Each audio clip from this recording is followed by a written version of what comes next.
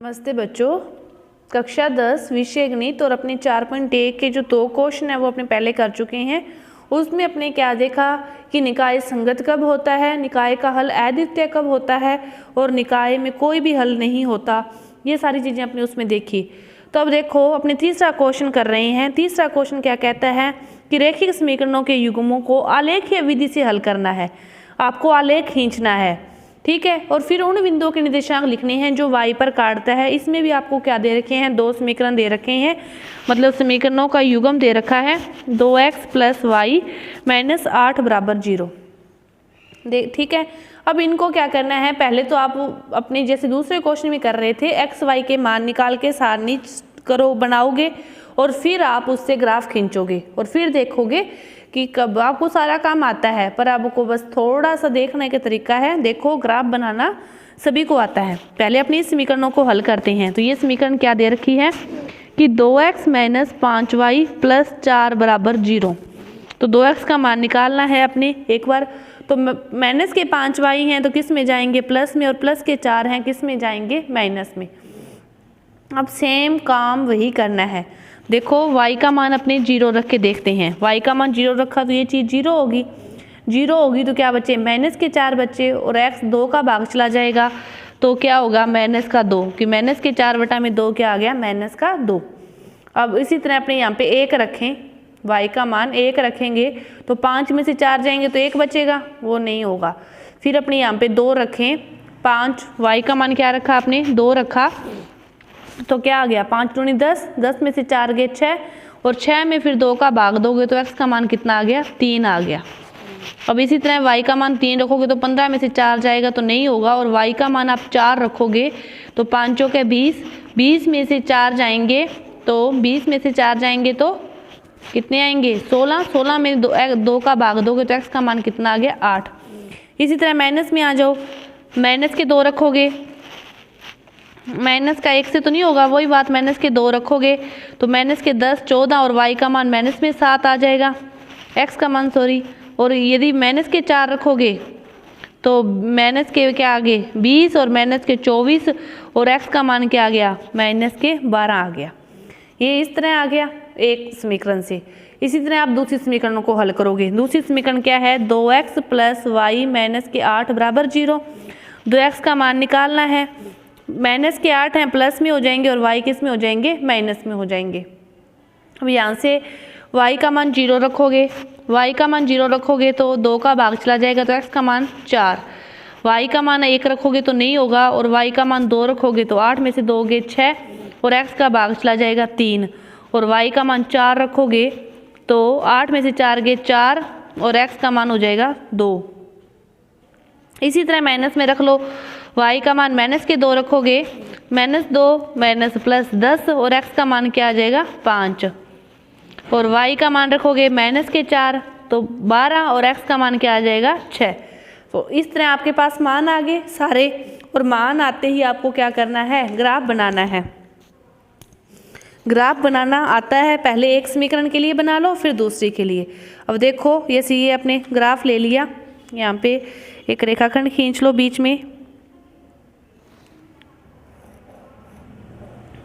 ये आपका y अक्ष है और ये वाला कौन सा अक्ष होगा, x अक्ष।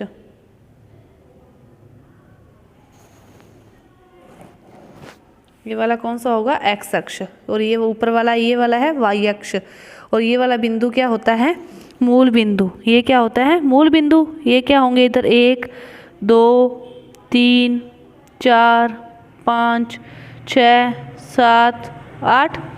इसी तरह ये y के मान आ जाएंगे 1 2 3 4 5 6, और इधर माइनस में मान आएंगे ये x के -1 -2 -3 -4 -5, और ये y के माइनस में आ जाएंगे -1 -2 -3 -4 -5 -6। अपने पहले एक समीकरण देखनी है, तो उस समीकरण के ऊपर वाले के मान कि y का मान 0 है तो x का मान क्या है, -2, x का मान क्या है, -2, तो x अक्ष पर y का मान क्या होता है, 0। पॉइंट यही आ गया। दूसरा y का मान 2 है तो x का मान 3। दूसरा क्या है, जब y का मान 2 है तो x का मान क्या है, 3 है। फिर है जब y का मान 4 है तो x का मान क्या है 8 है, तो ये क्या है यहाँ पे है। मतलब ये रेखाखंड कैसे आएगा, यहाँ से ऐसे देखो कैसे खींचेंगे इसको, अपने इन तीनों बिंदुओं को ऐसे मिलाते हुए, पहले इसको इससे मिला दो,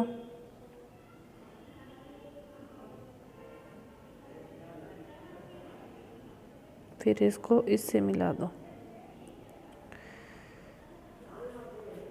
ये आपके पास जो रेखाखंड है जिसको हल किया है वो नाम लिख दो। वो रेखाखंड क्या है कि 2x - 5y + 4। अब इसी तरह इसी पर ही दूसरा बनाना है। नीचे जो हल किया था कि y का मान 0 है तो x का मान 4 है, मतलब x का मान क्या है 4 है जब y का मान 0 है, तो इसके लिए एक ये हो गया। फिर क्या है जब y का मान 2 है तो x का मान 3 है, जब y का मान 2 है तो x का मान 3 है, तो ये हो गया। उसके बाद जब y का मान 4 है तो x का मान 2 है, जब y का मान 4 है तो x का मान 2 है, तो कौन सा हो गया, ये हो गया। इसके बाद अगला पॉइंट देखो, नहीं तो इसी को मिलाओ, नहीं तो एक पॉइंट और देखना है। तो जैसे y का मान अपने यहाँ पे 4 था, y का मान अपने 6 ले लें, तो फिर x का मान कितना आ जाएगा 1, कि y का मान 6 लोगे तो x का मान 1 होगा, ये पॉइंट आ जाएगा। और इसी तरह जब y का मान 8 हो जाएगा ना, तो 8 में से 8 गया तो 0, तो 8 होगा तो इसका मान कितना हो जाएगा 0, तो ये आ गया। अब इसको मिलाओ, स्केल से मिला लो सारे बिंदुओं को,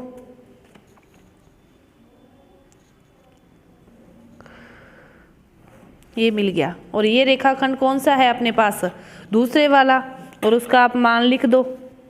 जो दूसरे वाला है क्या है 2x + y - 8, इसका मान क्या आएगा, नाम 2x + y - 8। ठीक है, अब इसने क्या पूछा है, बना लिया।